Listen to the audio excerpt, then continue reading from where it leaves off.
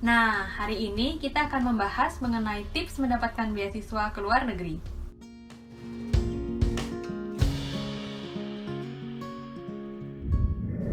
Untuk background informasi, aku sendiri pernah mendapatkan beberapa beasiswa, yaitu untuk studi S2, aku diterima di Asia University Taiwan, Monbuka Gakushou Max di Jepang, dan Erasmus Mundus di Eropa yang pada akhirnya aku pilih untuk melanjutkan studi S2 aku. Untuk studi S3, aku juga diterima untuk beasiswa Fulbright untuk studi di Amerika. Dan yang aku ambil saat ini yaitu untuk melanjutkan studi di Selandia Baru. Nah, kalau aku sendiri, aku pernah dapat beasiswa unggulan dari Dikti untuk melanjutkan S2 dengan program Fast Track di ITB. Lalu aku juga pernah mendapatkan beasiswa LPDP untuk melanjutkan studi S3 ke UK.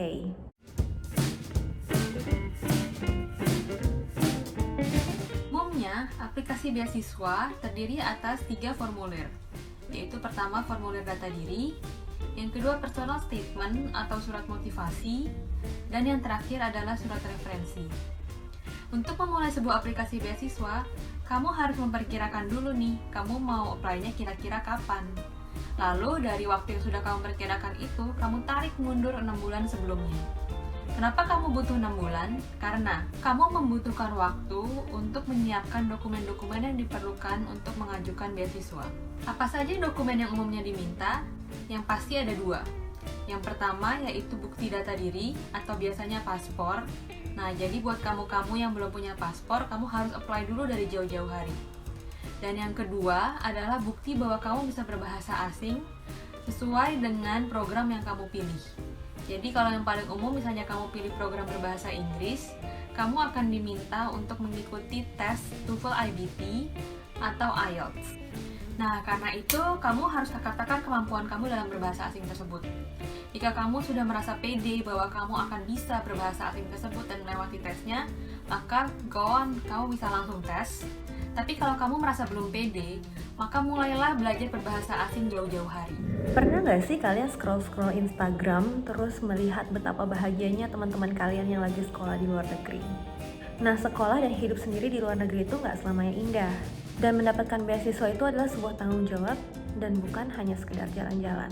Jadi kalau motivasi kamu nggak terlalu kuat untuk menyelesaikan studi kamu bisa kesulitan di saat menghadapi tantangan-tantangan yang ada nantinya. Makanya sebelum mendaftar, kamu harus luangkan waktu untuk mencari informasi sebanyak-banyaknya tentang kampus tujuan kamu. Cari tahu kualitas kampus kamu. Jangan sampai sudah jauh-jauh ke luar negeri, kualitas kampusnya malah dipertanyakan. Cari tahu juga mengenai kualitas pengajarannya, fasilitas yang diberikan, dan kesempatan belajar atau pengalaman apa saja yang bisa diberikan oleh kampus tersebut. Pastikan pengalaman yang kalian dapatkan itu bukan pengalaman yang bisa kalian dapatkan kalau kalian sekolah di Indonesia. Nah, untuk kamu yang mau S3, kamu juga harus cari tahu tentang profil calon pembimbing kamu. Karena kamu akan bekerja dengan orang tersebut selama 3-5 tahun. Itu bukan waktu yang sebentar. Nah, nggak sedikit juga nih kasus mahasiswa yang berhenti di tengah jalan atau bahkan bertengkar dengan supervisor mereka karena mereka nggak cocok. Jadi sebelum kamu daftar, sangat penting untuk kamu cari tahu tentang calon pembimbing kamu. Baca-baca tentang profilnya, cari tahu tentang penelitian yang ia lakukan, baca-baca publikasi penelitiannya. Kamu juga nggak perlu sungkan untuk mengirimkan email dan mengekspresikan ketertarikan kamu terhadap proyek penelitiannya. Nah, kamu juga bisa minta waktu untuk berdiskusi. Dari sini bisa kelihatan apakah orang tersebut adalah orang yang cocok untuk membimbing kamu melakukan proyek penelitian yang kamu minati.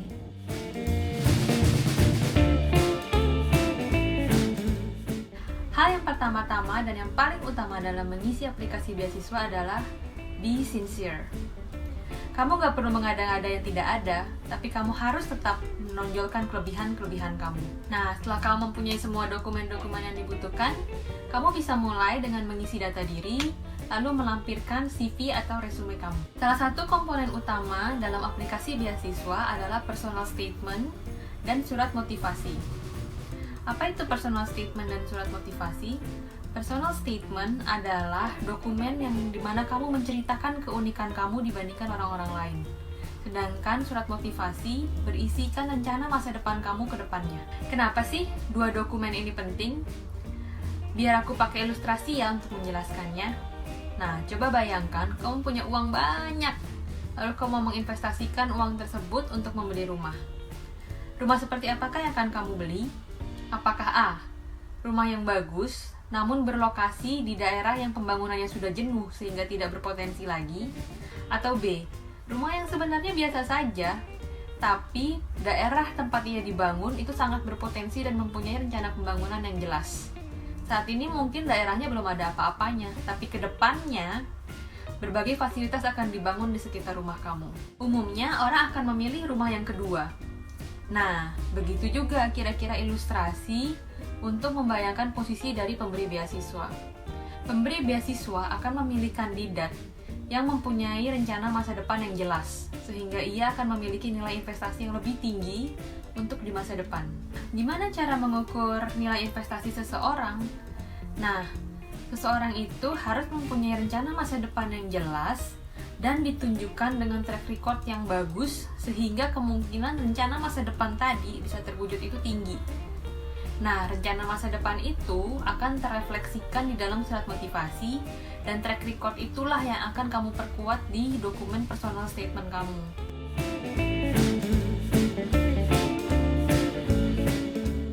Personal statement itu ada dokumen yang digunakan untuk memperkenalkan siapa diri kalian. Jadi kalian harus ambil kesempatan ini untuk menjual diri kalian, menunjukkan apa sih keunikan kalian dan apa yang membedakan kalian dari orang lain sehingga kalian pantas untuk mendapatkan beasiswa tersebut. Saran aku yang utama sih, jangan sampai kalian bohong. Jangan sampai kalian menuliskan sesuatu yang tidak mencerminkan diri kalian sama sekali. Tetaplah jadi diri kalian sendiri, tapi tunjukkan sisi terbaik yang kamu punya. Dan kalian juga jangan mengada-ada. Pastikan apa yang kalian tulis di personal statement itu sesuai dengan informasi yang kalian tulis di resume kalian. Misalnya nih, di personal statement kamu mengklaim bahwa kamu punya passion yang sangat besar terhadap lingkungan. Tapi di resume kamu tidak ada satu informasi pun yang mendukung klaim kamu tersebut. Nah, tapi jangan sedih kalau kamu belum punya pengalaman profesional di bidang lingkungan misalnya. Kalian bisa cerita tentang hal-hal kecil apa yang kalian lakukan sehari-hari yang mencerminkan passion kalian terhadap lingkungan. Atau kamu juga bisa cerita bagaimana dengan mendapatkan beasiswa ini kamu bisa mengejar passion kamu dan mencapai apa yang kamu mau.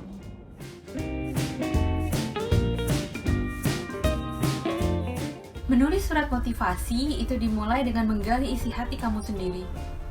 Apa sih masalah di dunia ini yang sangat mencemaskan bagi kamu? Apakah ada suatu masalah yang membuat kamu tidak bisa tidur, namun kamu merasa sebenarnya kamu bisa berkontribusi untuk menyelesaikan masalah itu? Hal ini adalah sesuatu yang unik yang harus kamu gali di dalam diri kamu sendiri, dan karena itu surat motivasi itu tidak bisa dibuat dengan mencontek dari surat motivasi orang lain, karena setiap orang punya panggilan yang berbeda-beda. Setelah kamu mengidentifikasi masalah yang menjadi panggilan kamu, maka mulailah membaca dan banyaklah membaca.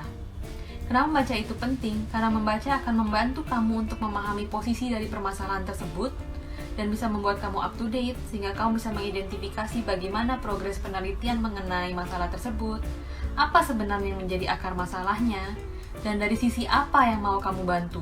Setelah membaca, akan banyak ide-ide yang melayang-layang di kepala kamu. Tugas kamu berikutnya adalah membumikan ide-ide tersebut. Dari ide-ide besar yang sudah kalian tangkap, maka coba pecahkan menjadi action-action kecil yang akan kalian achieve dalam periode waktu tertentu. Dan action-action tersebut haruslah realistis, bukan lagi mengawang-awang. Salah satu panduan yang menurut aku sangat-sangat membantu dalam menyusun goal dan action-action ini adalah SMART, yaitu goal-goal kalian harus specific, measurable atau bisa diukur, achievable bisa diraih, relevant atau relevan, dan time-based yaitu mempunyai batas waktu tertentu. Rencana-rencana kalian inilah yang akan kalian tuangkan pada surat motivasi kalian. Selain mengenai rencana-rencana ini, pada surat motivasi kalian juga dapat menjelaskan lebih lanjut mengenai bagaimana program yang kalian pilih itu akan membantu kalian dalam mencapai goal kalian tersebut. Makanya, really take time, benar-benar luangkan waktu untuk mencari tahu mengenai supervisor dan program yang kalian ingin tuju. Pahami penelitian yang supervisor kalian lakukan. pahami kurikulum dari program yang kalian ingin tuju.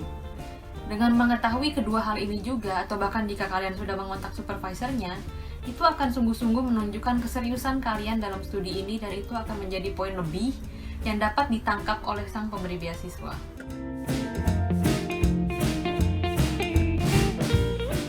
Surat referensi ini merupakan dokumen yang gak kalah penting.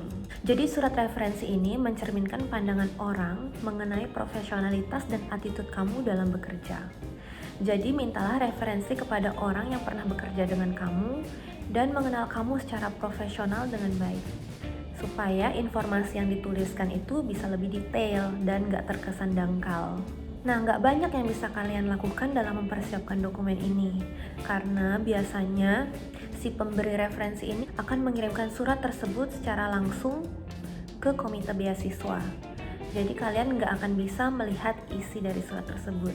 Maka dari itu, penting banget untuk menunjukkan etos kerja dan profesionalitas yang baik dimanapun kamu bekerja.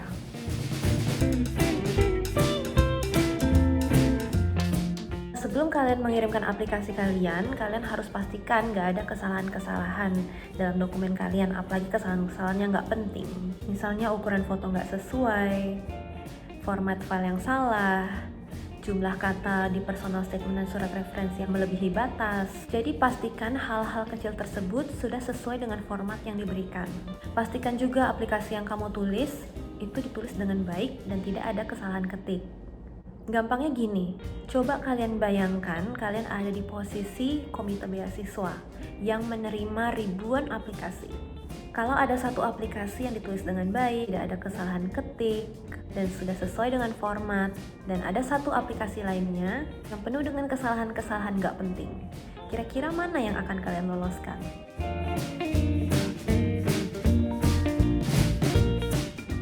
Nah, tips terakhir dari kami dalam mencari beasiswa ke luar negeri adalah jangan menyerah. Kalau kalian gagal saat kalian apply beasiswa, itu tidak menunjukkan bahwa kalian bodoh sama sekali.